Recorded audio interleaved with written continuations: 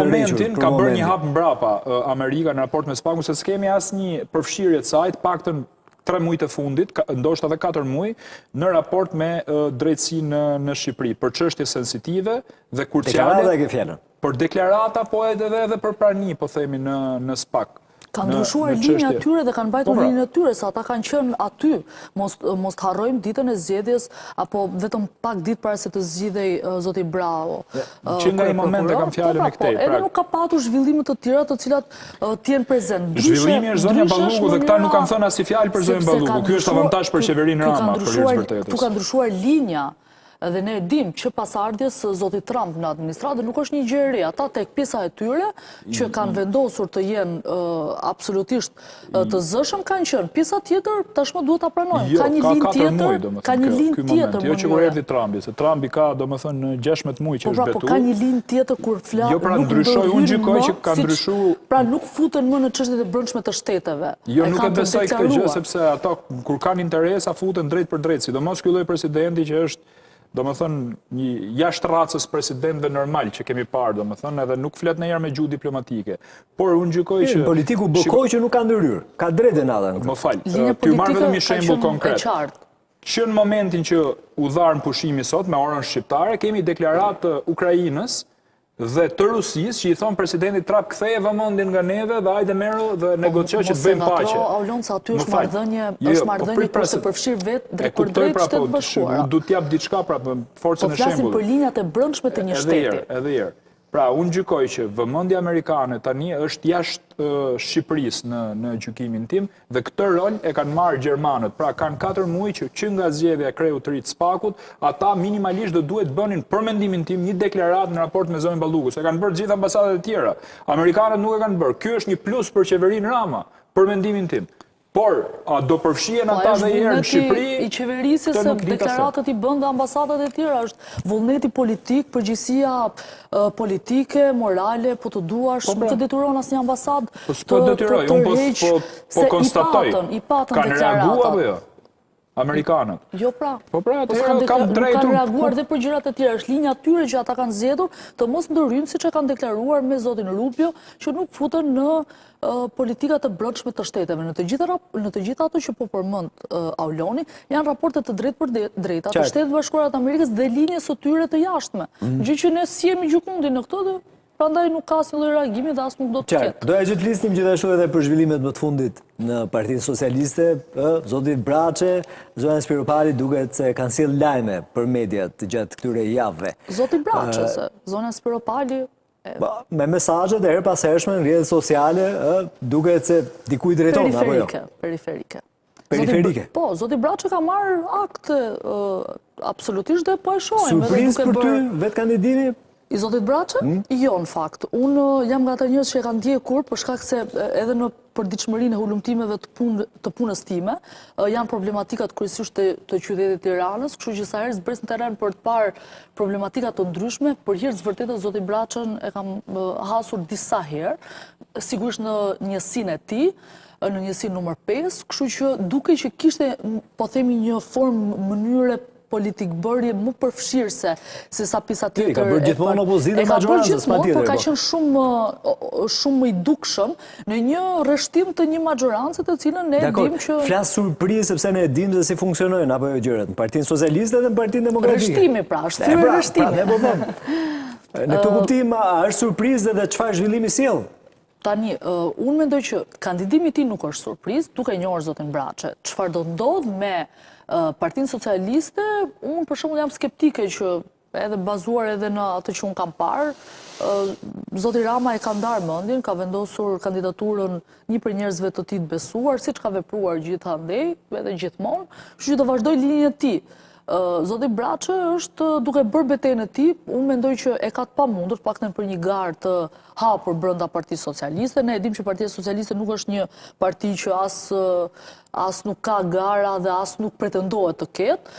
Kështu që mendoj se është një lëvizje e cila do ta mbaj gjallë një diskutim mediatik që i ka munguar, prandaj edhe bën lajm brenda Partisë Socialiste, se për shembull te Partia Demokratike lajm është kur nuk zihen edhe kur nuk kanë probleme, për te shakas, ka patur po themi problematika të brendshme, ndërsa në Partinë Socialiste për shkak të pushtetit ka patur një dakordsi, edhe kur ka pas lëvizje të pakënaqur, është marrë koha dhe është gjetur hapësira për t'i kënaqur të gjithë. Në këtë rast nuk mendoj se do të ketë një hapësirë shumë të madhe për zotin Braçë në Partinë Socialiste, megjithatë i bën der atij fakti që në një maxhorancë teje të fuqishme në numra, me një lider që duket që në mandatin e 4 e ka shumë bezdi që dikush t'i ndërhyjë në pushtetin e tij absolut, ka dalë një njeri i cili tregon që në 30 vite ka vendosur se ka 30 vite përvojë, që nuk është kaq kollaj të rreshtohet, është modeli politikës së vjetër, gjë që nuk kemi mësuar ta shohim. Këtu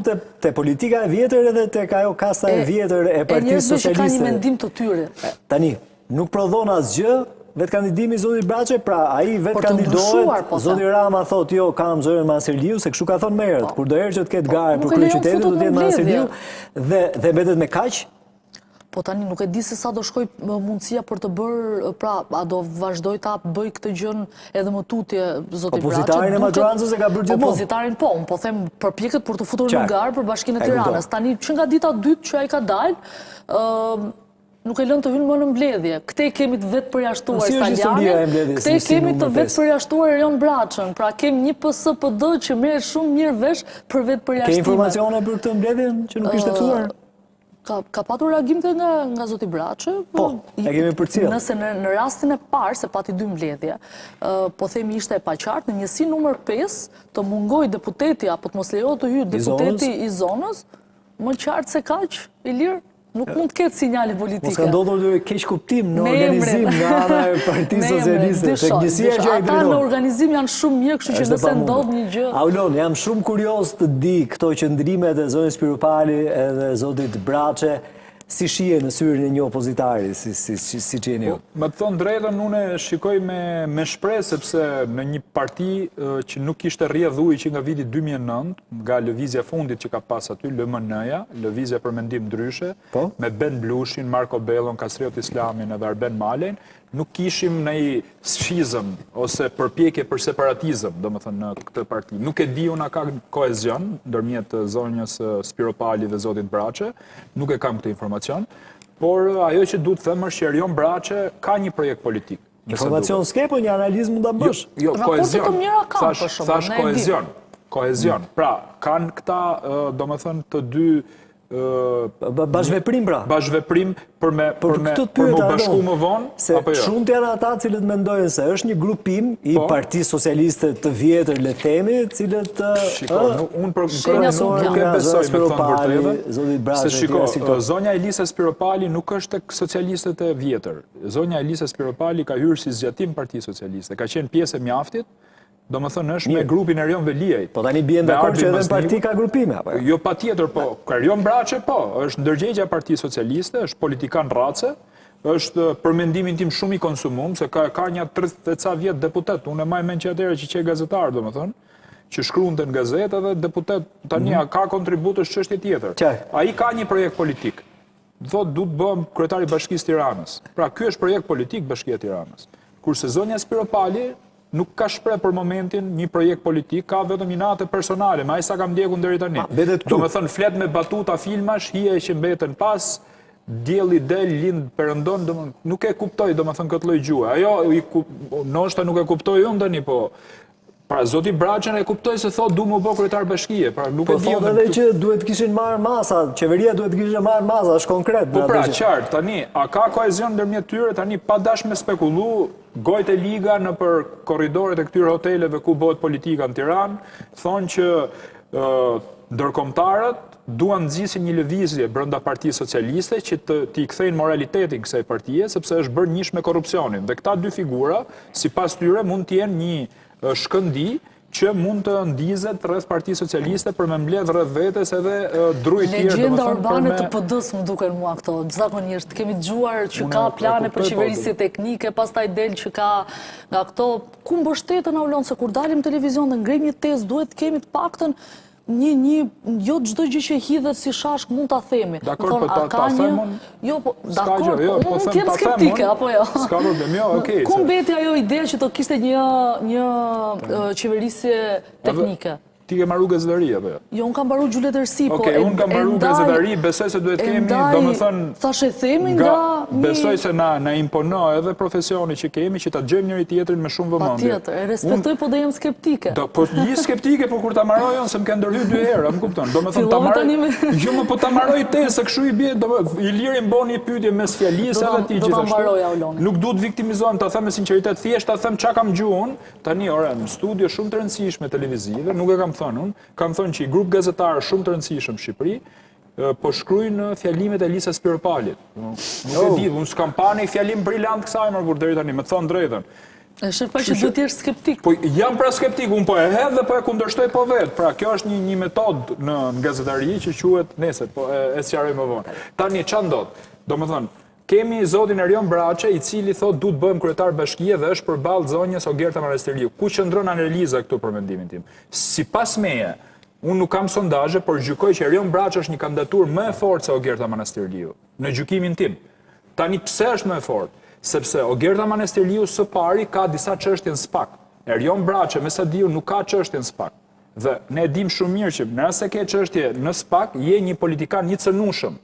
Kjo zonja nuk është se ka një rekord për mendimin tim, është e përkëdhelur Edi Ramës, ka hyrë në politikë si pasojë kontributit që ka pas të bashkia, sepse kjo zoti Rama krejt stafin e bashkisë, Vali Bishgën, këtë Manastirliun, Eduard Shalsin dhe personazhe tjerë i ka marrë dhe i ka fundë politikë, nuk ka ndonjë gjë të keqe. Me që zona bëhet sa analizë midis Manastirliut edhe Braçës, na thuaj edhe pse nuk e do Rama. Kë nuk do Rama? Jo, Braçën. Braçën është, po shiko, zoti Rama është vetë kryetari i Bashkisë Tiranës. Ai kur nuk është shput nga Bashkia e Tiranës. Ai ka një dashuri platonike për Bashkinë e Tiranës dhe ka drejtuar vetë këto kohë të tranzicionit me Erion Velin që ka qenë burg, ai ka qenë kryetari i Bashkisë Tiranës. Pra, po ti Braçe kryetar, po s'është Rama. Po patjetër zoti Braçe ka personalitetin e vet, mirë apo keq. Për mua është figurë konsumume, por në raport me socialistët ai e mbledh më mirë votën se sa zonja Manastirliu. Shikoni t'ju them diçka. Zonja Manastirliu në sondazhet e brendshme të Partisë Socialiste dhe këtë e kam me informacion, ndryshe nga çfarë po diskutojmë. Po pra mendimin tim, dilte shumë në raport me zotin Florian Binaj, që ishte kandidati i bashkisë. Pra, jo se dilte më poshtë në kuptimin, po ishte humbte 15% nga Partia Socialiste. Ata dilin aty. Do më thënë, pra, ju mendoni që zoti Braçe është kandidaturë më e dobët se Manastirliu? Jo, po e çova te Florian Binaj. Po më pyet për mua zoti Braçe është një kandidaturë